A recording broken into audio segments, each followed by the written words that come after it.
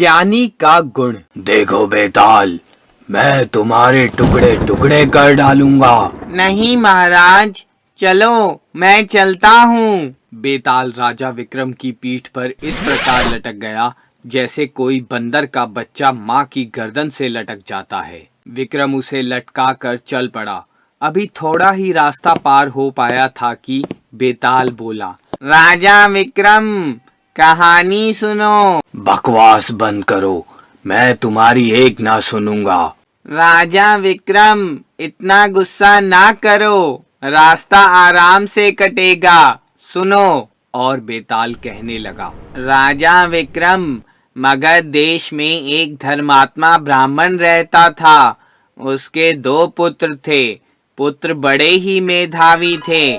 बड़ा पुत्र तो स्पर्श मात्र से यह बतला सकता था कि कौन क्या है अथवा कौन सी वस्तु है। किसी भी तिजोरी को वह भार से ही सूंघ कर बतला सकता था कि उसमें क्या क्या वस्तुएं हैं। हे राजा विक्रम, यह लड़का जमीन में दबी संपत्ति को सूंघ कर अपनी जीविका उपार्जन करता था। जमीन सूंघ कर वह बतला सकता था कि कहाँ पर संपत्ति दबी है या नहीं। लोग आते थे, उसको अपने साथ ले जाया करते थे। वह अपना शुल्क लेता और जवाब देता था। उसके हाँ कहने पर खजाना अवश्य निकलता था। इस प्रकार जमीन सूंघ कर वह इस बात को भी बता सकता था कि कहाँ पर कुआं या सरोवर बनवाने पर खारा या मीठा पानी निकलेगा। उसकी राय लेकर ही संपन्न लोग कुआं या सरोवर बनवाया करते थे। इस विषय का वह अकेला गुणी था। दूसरा लड़का स्त्री पारखी था। किसी भी स्त्री को देखकर वह बतला सकता था कि वह किस गुण और स्वभाव वाली है। अतएव अपने विवाह के संबंध में लोग उसकी राय लिया करते थे।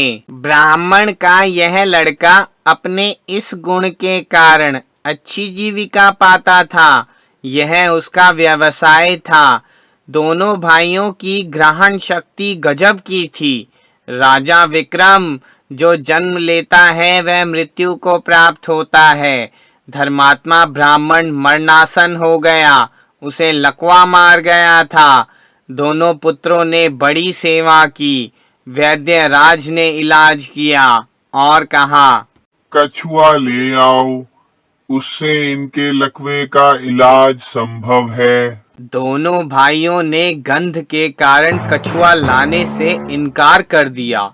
एक अन्य सेवक भेजा। सेवक कछुआ लेने गया। उसका धीवर से झगड़ा हो गया। राजा के सिपाही सेवक को पकड़ कर ले गए। सेवक को छुड़ाने दोनों भाई गए। राजा से सब वृतांत कहा। राजा ने पूछा, जब तुम्हारे पिता बीमार हैं तो तुम कैसे पुत्र हो जो स्वयं कछुआ लेने नहीं गए? दोनों ने गंध की बात कही। सुनकर राजा को बड़ा आश्चर्य हुआ। उसने दोनों भाइयों से कहा, हम तुम्हारे पिता का इलाज कर देंगे, तुम लोग हमारी सेवा में रहो। दोनों लड़कों ने बात मान ली।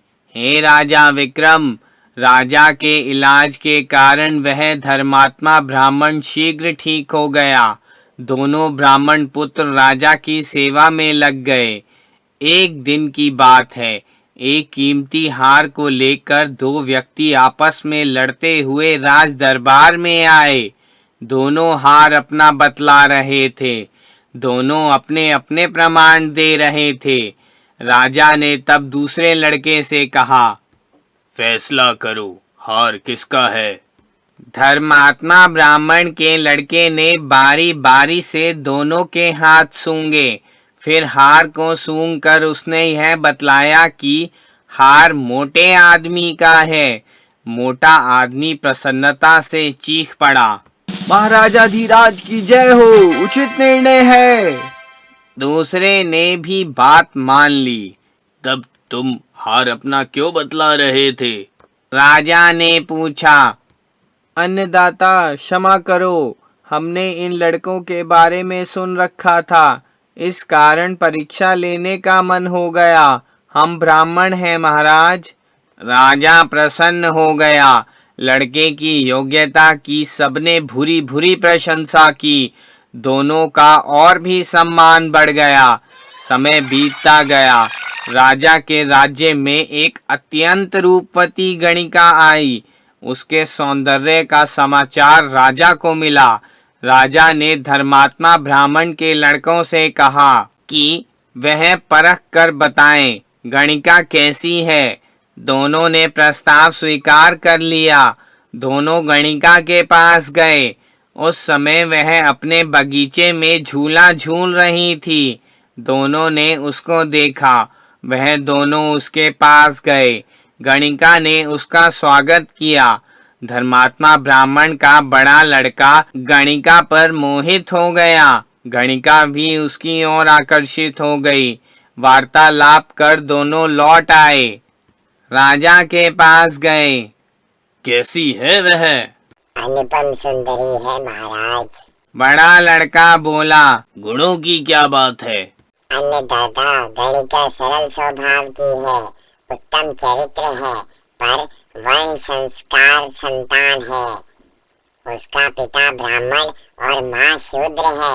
इसी व्यवस्था के कारण उसका वरण करने के लिए कोई तैयार नहीं है।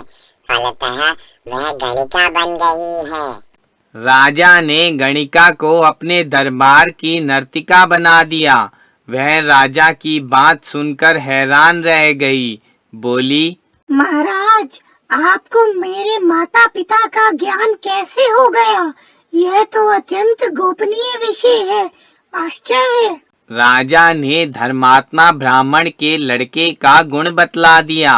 गणिका का प्रेम और बढ़ गया।